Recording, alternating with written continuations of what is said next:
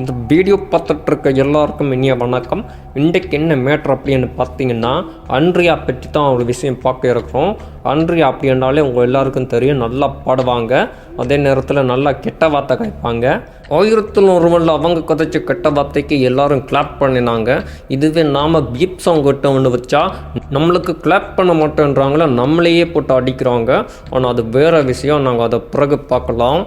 இன்றைக்கு என்ன விஷயம் அப்படின்னு சொல்லி பார்த்தீங்கன்னா, ஏற்கனவே அன்றைய அவங்களுக்கு இந்த ஃபோட்டோ இன்டர்நெட்டில் வந்து நிறைய பிரச்சனைகள் ஏற்பட்டிருக்குது. அனிருத் அவங்களோட கிஸ் பண்ணின ஃபோட்டோலாம் வந்து பிரச்சனை ஏற்பட்டிருக்கு. ஆனால் இப்போ இன்னொரு ஃபோட்டோ வந்திருக்குது. இது அவங்களுக்கு பிரச்சனையான விஷயம் இல்லை, அவங்களுக்கு ரொம்ப சந்தோஷப்படக்கூடிய விஷயம் ஒன்று வந்திருக்கு. அப்படி என்ன மேட்ருன்னு தெரியுமா?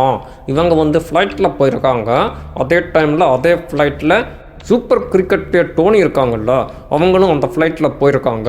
2 பேரும் மீட் பண்ணி செல்ஃபி எடுத்துருக்காங்க. அந்த செல்ஃபியை தான் நீங்கள் இப்போ பார்த்துட்ருக்கீங்க. ஜிவி பிரகாஷ் எப்படி இசையமைக்கிறத விட்டுட்டு நடிக்க வந்து இப்போ அதிலையும் சொதப்பிட்டு இருக்காங்களோ, அதே மாதிரி பாட்டு படிக்கிறத விட்டுட்டு படம் நடிக்கிறதுக்கு வந்த ஆண்ட்ரியா அவங்களும் அதில் சொதப்பிட்டு இருக்காங்க.